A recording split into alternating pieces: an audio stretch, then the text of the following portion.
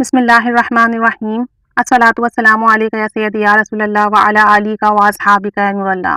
درود پاک کی فضیلت سے کون واقف نہیں۔ درود پاک کی برکات اور قبولیت تو ہوتی ہی ہے، مگر بعض اوقات ایسے واقعات ہوتے ہیں جن سے پتہ چلتا ہے کہ ان کے وسیلے سے مانگنے میں دیر ہوتی ہے، قبولیت میں لمحہ بھی نہیں لگتا۔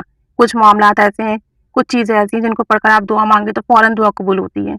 میرا ذاتی تجربہ ہے کہ ایک مرتبہ میں کہیں گئی تو رستے میں کسی کام سے کچھ دیر رکنا پڑا، اور کچھ دیر بعد گاڑی میں بیٹھے ہوئے اچانک میرے دل میں خواہش ابھری اور میں نے بغیر سوچے منت مان لی کہ یا اللہ، میں ابھی درود شریف کی تسبیح پڑھتی ہوں اور کچھ ایسا انتظام کر دے کہ میں لاکھ درود پاک پڑھوں اور میرا جو آخری درود پاک ہو وہ نبی پاک صلی اللہ علیہ وآلہ وسلم کی روضہ مبارک پر اختتام ہو۔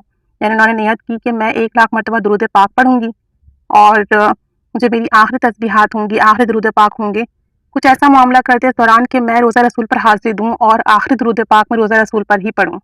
یہ دعا مانگنے کے بعد میں نے بڑے اہتمام اور لگن سے درود پاک پڑھنا شروع کر دیا اور تعداد پابندی سے لکھتی رہی۔ چند ماہ کے عرصے میں جبکہ تقریباً 60 یا 70 ہزار میں پڑھ چکی تھی، میرے وہاں جانے کے اسباب بننا شروع ہو گئے۔ ایک عجیب واقعہ ترتیب سے ہوتا رہا، سارے کام ترتیب بہ ترتیب ہوتے رہے اور میں اپنے بچوں، شوہر اور ساس کے ساتھ عمرے کی ادائیگی کے لیے روانہ ہوئی۔ سارے راستے تقریباً میں درود شریف کا ورد کرتی رہی، کیونکہ میں نے مدینہ شریف پہنچنے سے پہلے اپنی منت پوری کرنی تھی، کیونکہ میرا ابھی 1,00,000 مرتبہ درود پاک نہیں ہوا تھا اور مجھے وہ مکمل کرنا تھا۔ میرے دل کی کیفیت ایسی تھی کہ جو میں شاید کبھی بھی لفظوں میں بیان نہ کر سکوں۔ راستے بھر میرے آنسو رکنے کا نام نہ لیتے تھے۔ وہاں پہنچ کر بھی جدہ سے مکہ تک کا سارا سفر میں نے روتے ہوئے گزارا۔ میں ہوٹل میں انتظام ہوا، خیر پھر ہوٹل کا انتظام کر کے عمرہ ادا کیا اور پھر مکہ شریف میں قیام کے دوران بھی درود شریف کا ورد کرتی رہی۔ کچھ دن کے بعد جب مدینہ شریف کے لیے روانہ ہوئے، اب درود شریف کی مانی ہوئی منت اختتام کے قریب تھی۔ آپ یقین کریں، اللہ تعالیٰ کی مدد میرے ساتھ تھی۔ پہلے روز میں نے روزہ رسول صلی اللہ علیہ وسلم پر حاضری دی، مگر اس روز کچھ درود شریف باقی رہتا تھا اور اتنے میں مسجد نبوی کا دروازہ بند ہونے کا وقت آ گیا۔ لیکن دوسرے روز کی حاضری کے وقت میں نے آخری تسبیح روزہ مبارک پر پڑھی اور اللہ تعالیٰ کا بہت شکر ادا کیا کہ اس نے مجھے میری منت پوری کرنے کی توفیق دی اور ایسے انتظامات کیے کہ میں نے اپنی آخری تسبیح روزہ رسول صلی اللہ علیہ وسلم پر آ کر پڑھی۔ اللہ تعالیٰ کا بار بار شکر ادا کیا، بہت دعائیں مانگی، میری دعائیں بھی قبول ہوئیں۔ دوسری بار پھر میں نے منت مانگی کہ میں 70,000 مرتبہ درود ابراہیمی پڑھوں گی۔ پہلی منت پوری ہونے کے تقریباً 2 سال بعد اللہ تعالیٰ نے مجھے دوبارہ روزہ رسول کی حاضری کا موقع دیا۔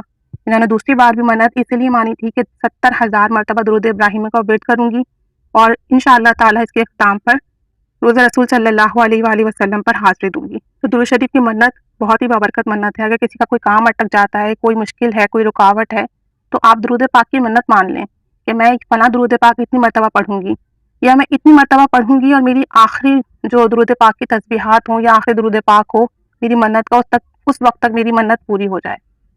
اللہ عز و جل بڑا غفور و رحیم ہے، بڑا کرم کرنے والا ہے، بڑا مدد کرنے والا ہے۔ وہ اپنے بندوں کی منتیں پوری کرتا ہے، وہ اپنے بندوں کی مرادیں پوری کرتا ہے، حاجات پوری کرتا ہے، اور درود شریف کے وسیلے سے مانگی گئی حاجات اور دعا تو قبول ہی قبول ہے۔ دنیا میں نہیں تو آخرت میں اس کا صلہ ضرور بالضرور ملے گا۔ یقین کے ساتھ پڑھیے، محبت توجہ سے پڑھیے۔ اللہ تعالیٰ سب کو اس کی بہار اور برکت نصیب فرمائے، سب کے کام بنائے، سب کی حاجات پوری فرمائے۔ اللہ تعالیٰ سب کو روزہ رسول صلی اللہ علیہ وآلہ وسلم پر حاضری نصیب فرمائے، آمین بجاہ النبی آمین صلی اللہ علی محمد صلی اللہ علیہ وآلہ وسلم۔